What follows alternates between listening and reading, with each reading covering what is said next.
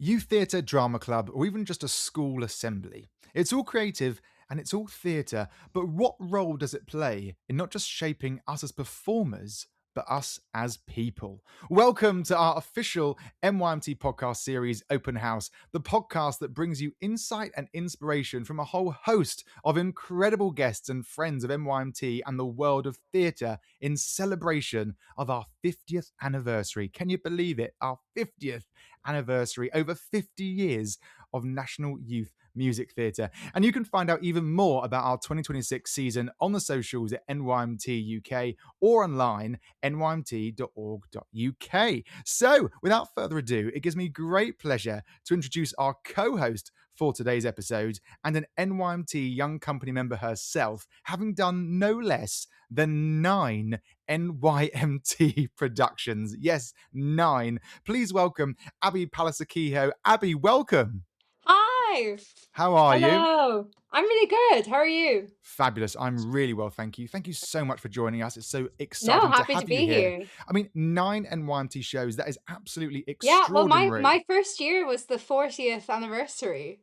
Oh my gosh, the Yeah, 40th? so I know. That I was the think first production. Yeah, I think I was around then. God knows what I was doing. But the 40th, that's insane. Anyway, listen, tell the listeners a bit about you, what you're up to, where have you been? What was your last NYMT production that you were a part of?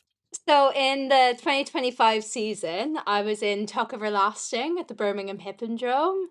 And yeah, that was great. So much fun. And yeah, I'm now in my final year of training at Bird College. Just about to do my final musical. But yeah, no, things are all good. Amazing. Tuck Everlasting was a gorgeous show. It was Absolutely stunning. the best experience. I think it was the UK premiere as well. Yeah, Yeah, it little was. fancy one. Don't forget that. Don't forget that little one. Yeah, And sorry, you throw that mentioned in there. you did it at the Birmingham Hippodrome, which does segue quite nicely towards one of our fabulous guests on today's episode. Come on, tell us. Let's get things started. Who have we Well, got on the show for today's episode?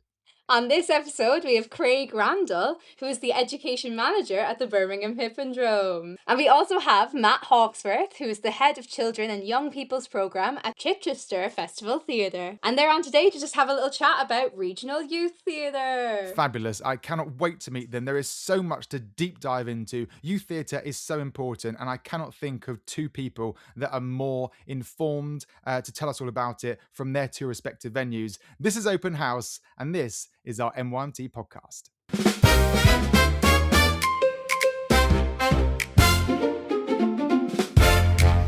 Craig and Matt, welcome. Hello. Hello, a very good afternoon. How are you both? Are you well? All good, thank you. How are you? I'm great, thank you. Thank you for asking. Matt, how are you? I'm really well. It's great to be here. Oh, it's absolutely fantastic to see you both. Thank you for joining us, because NYMT is obviously all about youth theatre, and youth theatre is so integral to both your roles in your respective venues. Tell us, what is your first memory of theatre in your youth, or youth theatre when you were a wee lad? Craig, you can take that one first. So I was having to think about this, and to be fair, it was really, really young. I remember being in primary school, and it was the Christmas nativity, but I'd got asked in particular to do a solo. I was the only kid in our year group that had been asked to do it, because it was normally saved for the juniors, and I think I was in year 2, I think. And yeah, I had to sing a solo. I can't remember the name of the Christmas carol that it was, but I got up and I sang. And I think just that moment of performing, I really, really enjoyed. And then after that, in terms of like the school, then I continued to do all the productions. My first production was Joseph and his Technicolor Dreamcoat, and I got to play Benjamin. Is it really you? Joseph, is it really you? And I got to play Benjamin, which was great. Absolutely loved it. Didn't really have a clue what I was doing at that time. And I remember somebody guided me around the stage, but I absolutely loved it. And obviously then did all the productions throughout, which then followed into kind of then going to watch theatre generally, like my parents taking me to the theatre. I never actually attended a youth theatre, but that was certainly my sort of like insight into theatre, was definitely through the school side of things, and definitely in primary school. And I know what everyone's thinking, can you still remember all the colours of Joseph's Technicolor Dreamcoat? Absolutely not. Don't worry, we'll move swiftly on. Matt, how about you? Youth theatre, cast your mind back. Where does it start for you? Well, I think, well, my first experiences were actually when I was a baby. My mum and dad said that whenever there was music on, I just had to move. So my mum took me to a parent and toddler movement class, and that's kind of where it all kicked off. And I was just really lucky to kind of have a love of music and dance ever since then. And then, similar to Craig, really, through primary school and secondary school, was really lucky to be involved in productions. But I was part of a youth theatre. It was the Oxfordshire Youth Music Theatre, which was really incredibly special because it was run by two amazing and inspiring ladies, Lynn Marsh and Judy Thompson. And we rehearsed every Monday night, and those were and still are some of my friends for life. It was a really special time, I think, being in. What did we do? We did the first one. I think I was in a show called Little Me. I did The Boyfriend. We Yes. did Me and My Girl. We did Anne of Green Gables. And then I think I missed it all so much that actually when I went off to university, I volunteered and went back and helped out as a stage manager because I just missed being around it all. No, that's so brilliant. I think it's so cool that both of you had it like so much in schools. Like I think that's one like brilliant thing about the UK, that like it's so ingrained into your school systems, even that like you're able to take it as like GCSE and A level like subjects. It's so good.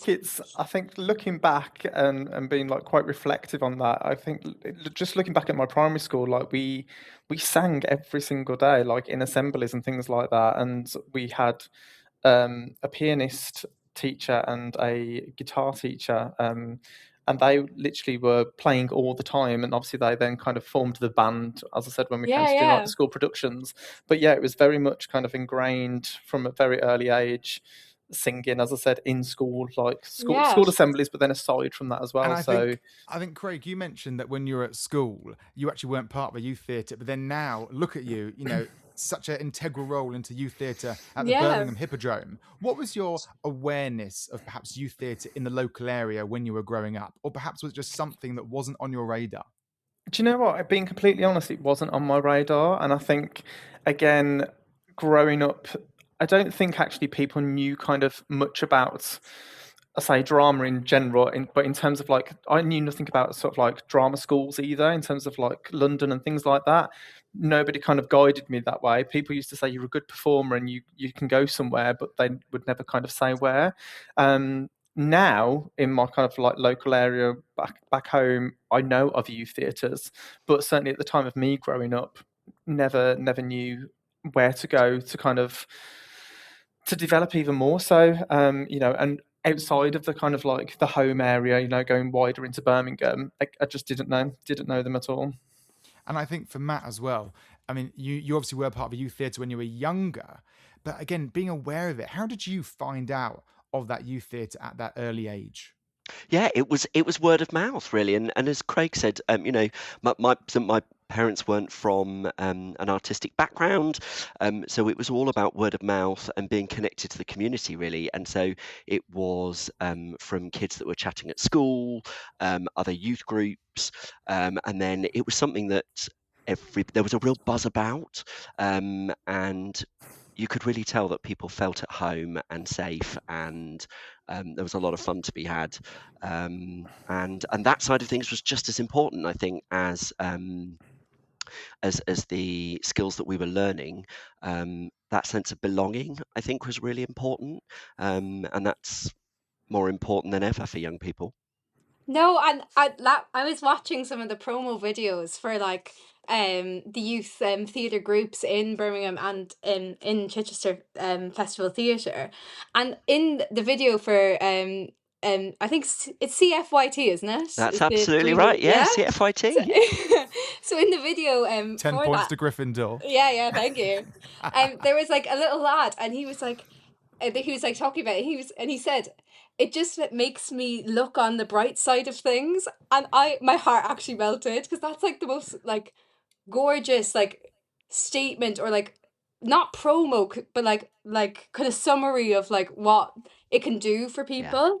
Absolutely. And like off that, I was like, if you had to like summarize what you hope to achieve or what you kind of receive from like working in like the youth theatre? Like, what would be your like summary or your like remark from the video? Yeah, I think it's about finding a place where you can express yourself, make new friends, connections.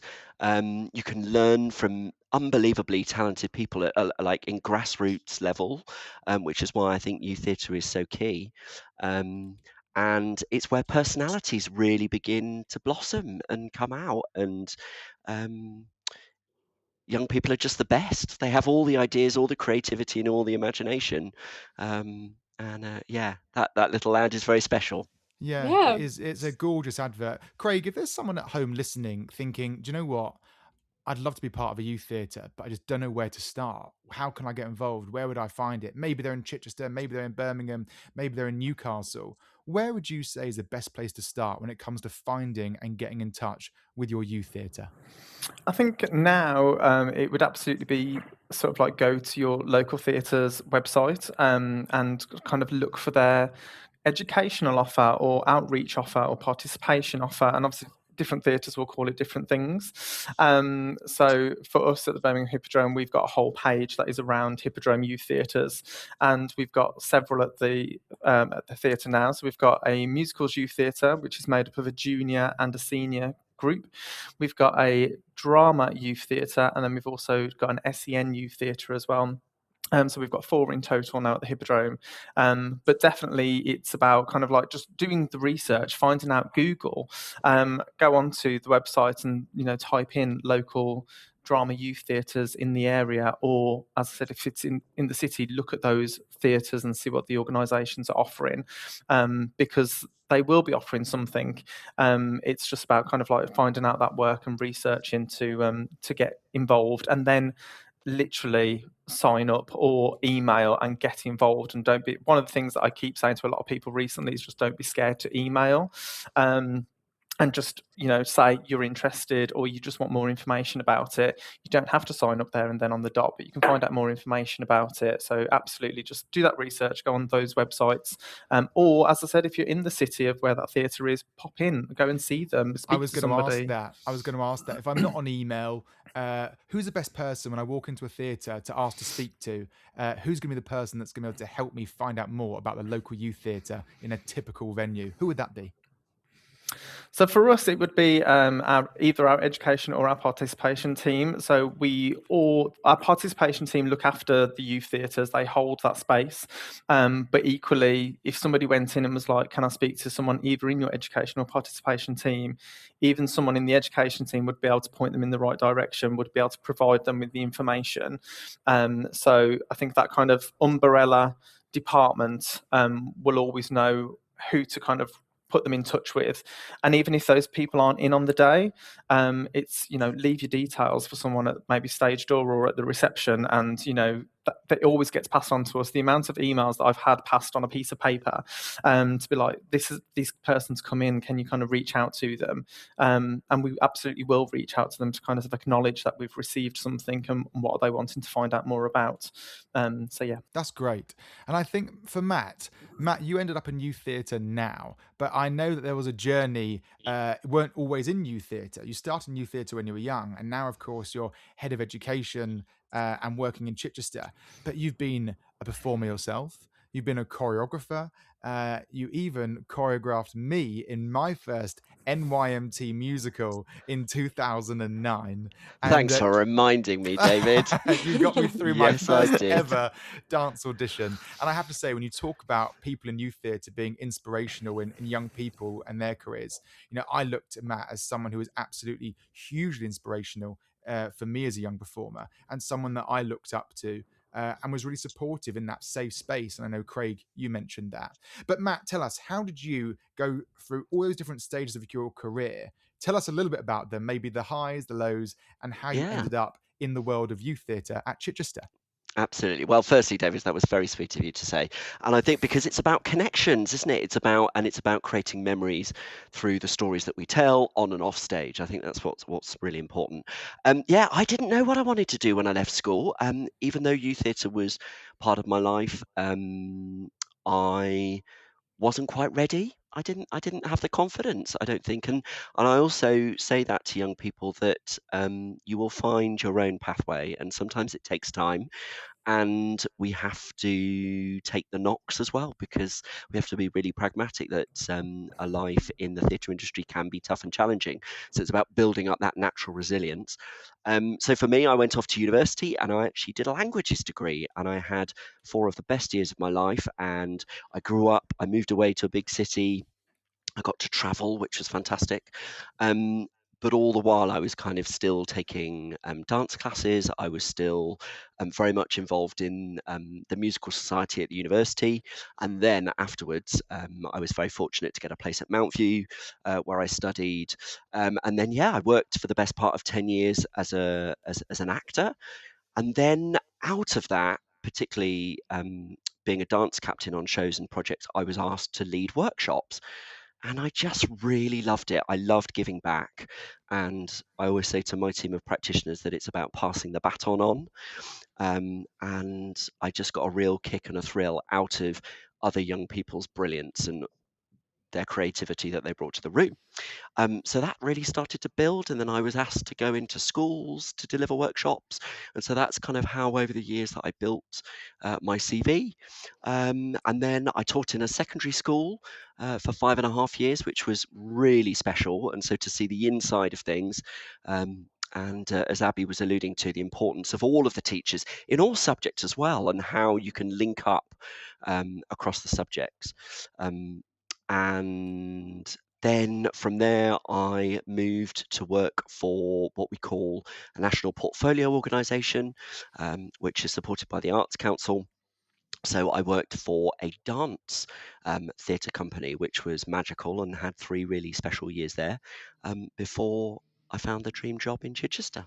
The dream job, and what a dream it is. And tell us, what was it that first drew you to NYMT? Because am I right that you actually joined as a young person? Yeah, I did. What? Go on, tell us. What show was that? Maybe don't tell us the year if you don't want to, but you can tell us what production it was. Hey, David, I'm proud. I think when you get to a certain age, you've got to start being proud of it. Tell us. So I was really proud. So in 1996.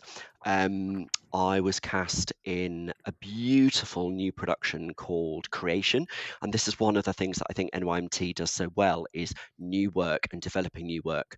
And this was an original piece by Richard Taylor, and directed by the artistic director Jeremy James Taylor at the time, with Jonathan Gill as the musical director and Kay Shepherd as the movement director.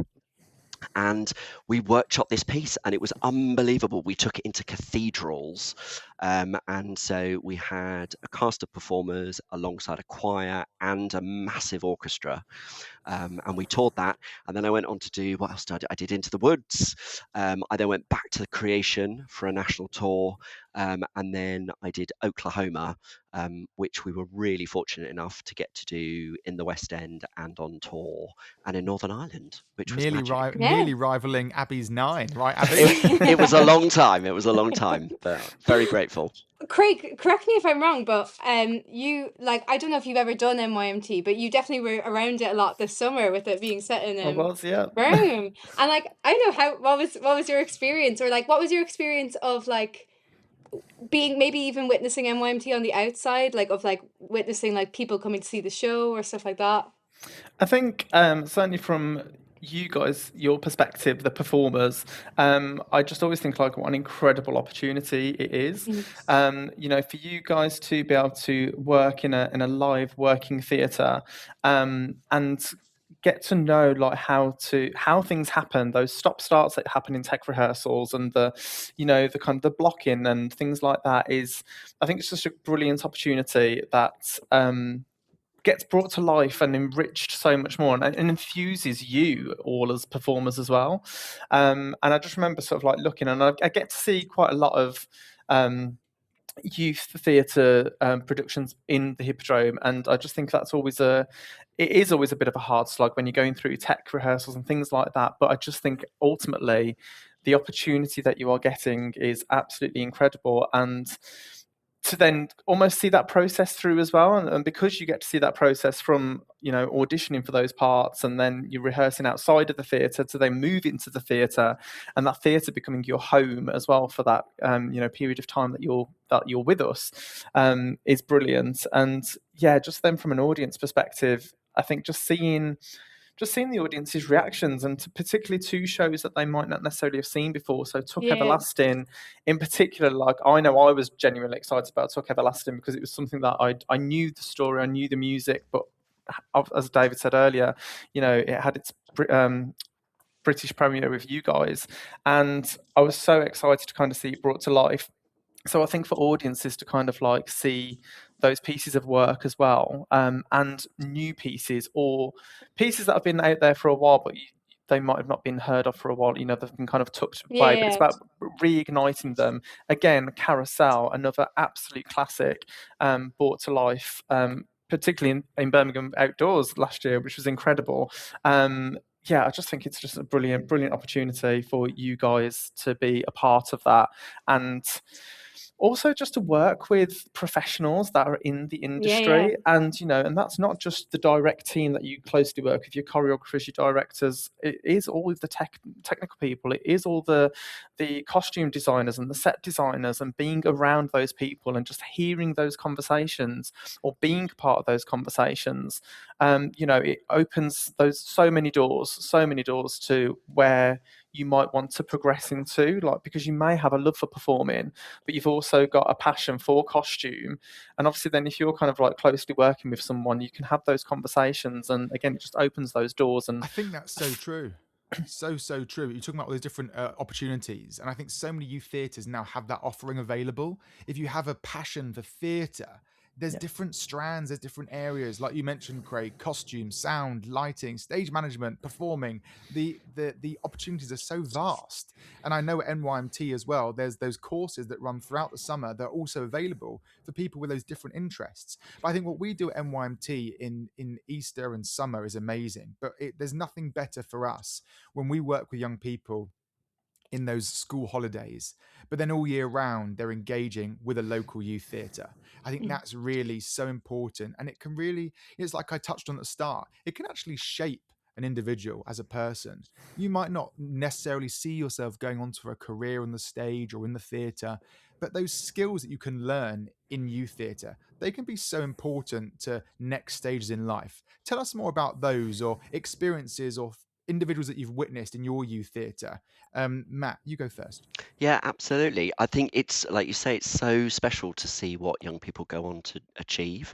And we've got some stories from CFYT of young people going on to be local businessmen and women, doctors and nurses, they're entrepreneurs, they create their own companies, and it's those communication skills, being empathetic, but yeah, those relationships, how you hold yourself in a room, how you can engage with people, which I think is really, really special. And then, as you've said, if people go on to choose a career in the creative arts, we will always be there for them to support them with auditions or masterclasses and workshops, as NYMT does. And I think it's about those building blocks that you can have, and they'll be there for the rest of your life. Yeah, I think echo everything that Matt said, but just someone in particular that I've just thought of, who was part of Musicals Youth Theatre. We kind of supported them with their audition to go on to university, which they studied a musical theatre course. And only recently, again, as Matt said, like, those doors are always open, and they've come into the theatre and said, oh, they're performing in X show, and they've literally just been performing on the Hippodrome main stage, with another kind of touring show, which is brilliant to see. And it's just brilliant when they kind of come up to you, or you see them in the green room and you're like, oh, what are you doing here? But you know that you've kind of been a part of that journey and supported them throughout. And like I said, Matt's already said it, those doors will always be open to support, to even just be an ear, to kind of listen to if they want some advice and things like that. But I think, again, Matt said it earlier, I think those skills that are kind of brought out and you find yourself, I think, in those places as well, and you find your people, and you find people that, you know, understand you and get you, and it makes collaboration so much easier as well, because you've all of you have got so many ideas, to bring those ideas forward.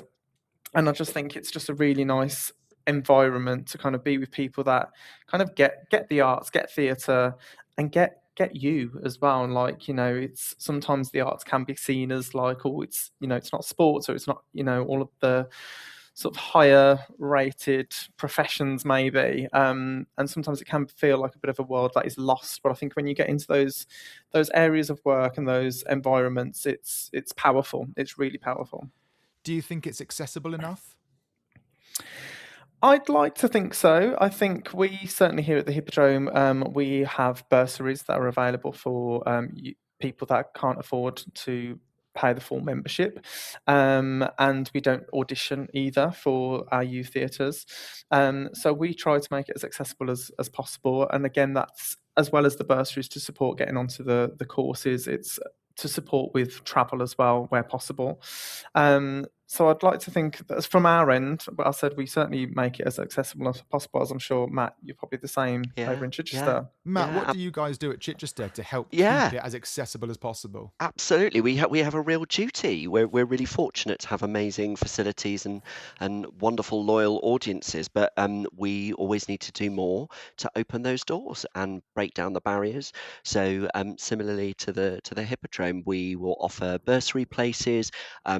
It's incredible seeing a young person's journey right the way through, and if we can do that by removing a barrier, then we'll always do our very best to do it. We also have a really special group where we work with a local college supporting young unaccompanied asylum seekers who have had very, very difficult starts to life and may have only arrived in the UK only a few months ago. And so it's about helping them with their English skills, feeling that they are supported and welcomed, and integration. And that is really important because we want them to be the audiences of tomorrow. So anything that we can do, and our youth theatre likewise, you don't have to audition, everybody is welcome, and we have satellite groups right across the region so that we can really meet young people where they are, because we know transport can be a real barrier for people. Yeah, I saw you have a ticket scheme as well. Yes, that's we that's do. a brilliant thing to have. It is amazing. Our fantastic marketing and comms team run this. It's called Prologue, so I'll give it a bit of a shout out, which is really lovely. And this is, we want to get young people to watch theatre so that it can inspire them. And so there are always £10 tickets for each show that they can sign up for, and they feel like they're part of a club. There's special access events that they can join, and again, it really just mixes things up, and anything that, again, they can go back and it might help them write about it in their school drama, GCSE or A-level piece, their BTEC piece. They might go and have a conversation with somebody. They might be talking to a member of the community and pass that baton on. So it's a really lovely small thing that we can do. Yeah, I think it's fair to say that across the Birmingham Hippodrome and Chichester and NYMT, if you're a young person listening, or a parent or a guardian, none of us want finances to be a barrier in getting a young person engaging in youth theatre. There's always a conversation to be had. We'd always look to try and find a way to make it possible to keep youth theatre as accessible. The door has never been open wider, and certainly at NYMT, everyone is welcome, and everyone is welcome equally.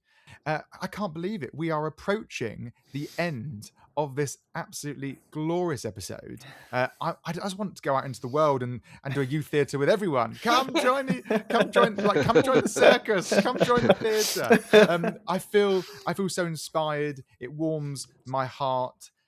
Craig, the work you do at Birmingham Hippodrome is absolutely extraordinary. That venue, that building is huge, and to have so many groups of young people doing such amazing work is just extraordinary. And Matt, for you at Chichester, but also for me personally, as a practitioner and a teacher that taught me so much at such a young age, it's so amazing to have the both of you on this episode. I know Abbie has some questions from some of our listeners. Yeah. Quick fire, rapid fire. Let's Abbie, go for it. Over to you. To be fair, this is my favourite one. It's from Jack, who's 14, and he said, "What's the silliest or like nichest skill you think youth theatre gives someone?" So I know we were talking about like the good ones, but when I looked at it, I remembered a production of Honk I did with NYMT where we walked in flippers. So I was like, I must be better at that than the average person. But I was like, if you have anything similar. Amazing.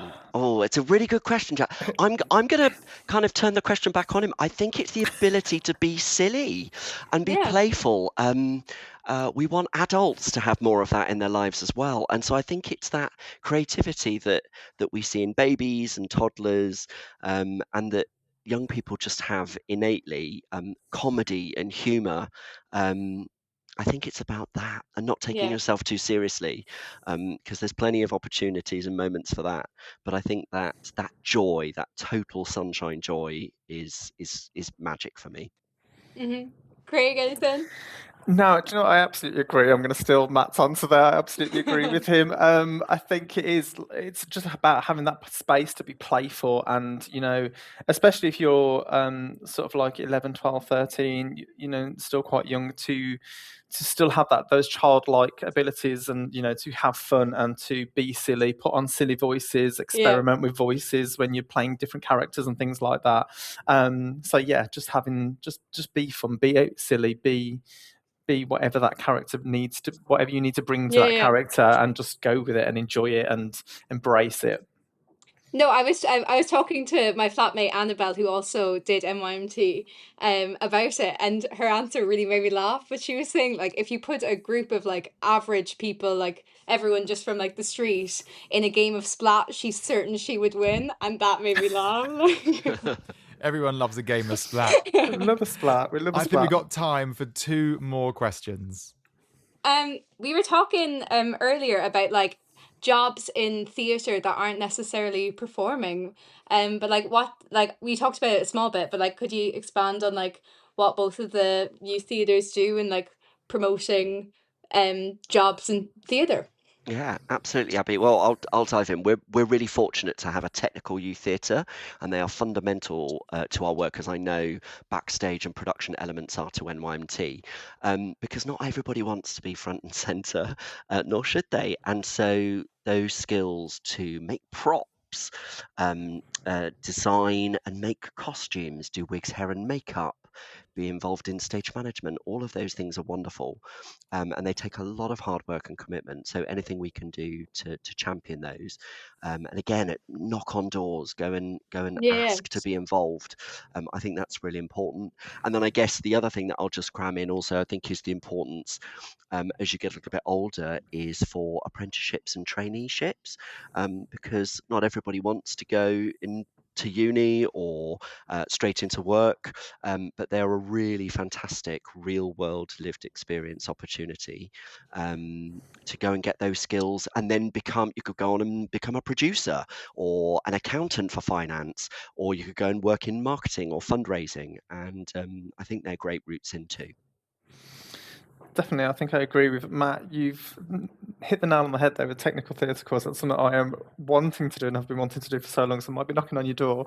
But we also do here a work experience week as well, where we don't even look at the performing side, and it is more sort of generic theatre roles generally with marketing, festivals, front of house and things like that. But I think, again, it's just providing that information and providing the young people with the opportunity that there are other roles outside of just having to perform. You can still be in the theatre, yet you don't have to be on that stage.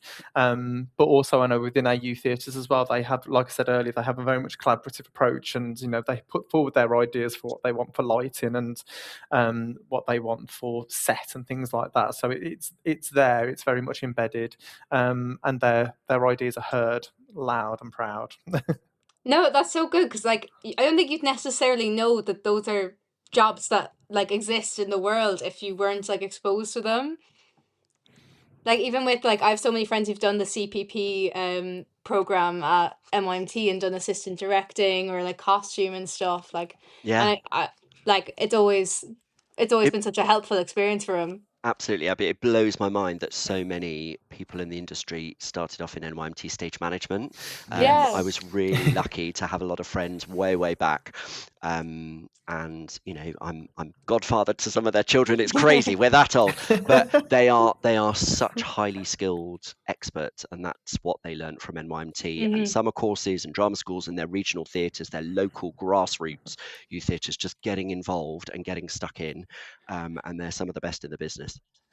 And our CPP courses that Abbie mentioned there, that is our creative production pathways. There is so much information about all of our courses. If you're listening and you want to find out more, it's at nymt.org.uk for writers, stage managers, lighting, sound, costume, creatives, and so much more. If it's okay, Abbie, I'm going to steal that last question. Go for it. And finish off with one final question for Craig and Matt. This NYMT season, the year of 2026, is the season of dreams.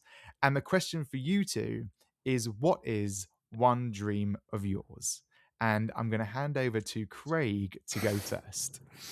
So my dream, just generally, and I think I'm trying to become even more creative. So I'm a musician as well, just generally, play piano, and that's kind of took a bit of a back seat. So it's trying to be more creative. But ultimately, my biggest dream that I would love to do is actually writing and putting on my own musical at some time in the future. It's always kind of been there in the back of my mind. But yeah, this year I've actually started taking the steps to start writing and putting things down on paper. So it's feeling a little bit more real. But yeah, it's still very much the early stages. But that's my dream. Getting those creative juices flowing. I like Definitely. it. I'm looking forward to a Craig Randle recital. Aren't you, Matt? I'm going to book my tickets tonight. One-man show. Matt, 2026, season of dreams. What's a dream of yours? Chasing those dreams. Absolutely. I'm going to be cheeky and I'm going to dive in. So one work one is to form better connections with other youth theatres, so that we're really joining up, because local youth theatre is really important, but so is regional youth theatre and nationally. So how can we give a young person an opportunity to be the very best person they can be locally, but also travel to new towns and cities and have amazing experiences and meet new people? That'd be that one. And then personally, for me, it's just time with family and friends on the beach. It's a dream just to spend more time outdoor, breathing in the fresh air, and especially as the sun is shining brighter these days. That's sun what we is need. Shining so bright. Time with friends and family, so important. And that takes us to the end of this episode. Thank you all so much. Abbie, thank you so much for being our fabulous co-host. Have you enjoyed it? Thank you. Yeah, this makes me really nervous, but I've had a great time. Oh, it's been absolutely fantastic having you with us. Thank you so much, Abbie. And of course, to our two fabulous guests, Craig and Matt. Craig from the Birmingham Hippodrome, Matt from Chichester. Thank you both so much for joining us. It's been a glorious 40 minutes celebrating the importance of youth theatre across the UK and the powerhouse practitioners and the people that make it all happen. That's it for today's episode, and thanks so much for listening to Open House. If you enjoyed the show, please don't forget to like, subscribe, and comment wherever you're listening from. And hey, why not tell a friend? The more the merrier. Check out nymt.org.uk to learn how you can support us, get involved, and what's on throughout the season. Or find us at NYMT UK on the socials, and why not drop us a message with what guests you want to see and hear from in a future episode. So long, farewell, auf Wiedersehen, and goodbye.